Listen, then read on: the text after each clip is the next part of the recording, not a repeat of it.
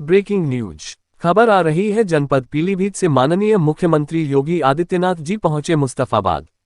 आज पीलीभीत पहुंचे माननीय मुख्यमंत्री योगी आदित्यनाथ जी को देखने के लिए पीलीभीत की जनता भारी मात्रा में पहुंची और माननीय योगी आदित्यनाथ जी के सम्मान में पहुंची पीलीभीत की जनता। माननीय योगी आदित्यनाथ जी ने कहा कि अगर किसी भी व्यक्ति को शेरों की वजह से दिक्कत होती है तो 5 लाख रुपए का मुआवजा देती है सरकार। और गांव के किनारे जितने भी गांव हैं सभी गांव के किनारे जाल लगाने की घोषणा भी की है। जंगल के किनारे किनारे जाल लगाने की भी व्यवस्था की घोषणा की है। वन विभाग के लोगों को सम्मानित किया है और वन मित्रों को भी सम्मानित किया गया है और शेरों की संख्या दुगनी बताई गई है।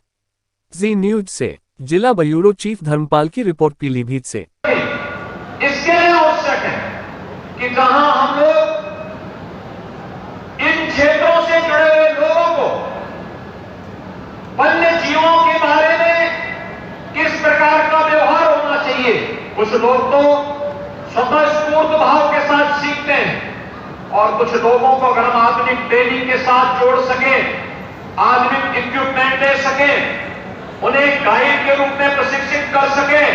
और हमारा प्रयास होना चाहिए कि जो भी हमारे टाइगर रिजर्व हैं, जो भी हमारे वन्य जीवों से जुड़े हुए आरक्षित क्षेत्र हैं, वहां के प्रत्येक गांव में हमें लोगों को, नौजवानों को लेकर के उन्हें ट्रेनिंग के साथ जोड़ना और फिर गाइड के रूप में उन्हें मान्यता देकर के कहीं न कहीं उनके समायोजन की व्यवस्था करनी चाहिए, जिससे अधिक से अधिक लोगों को इसके साथ रोजगार के साथ जुड़ने का अवसर प्राप्त हो।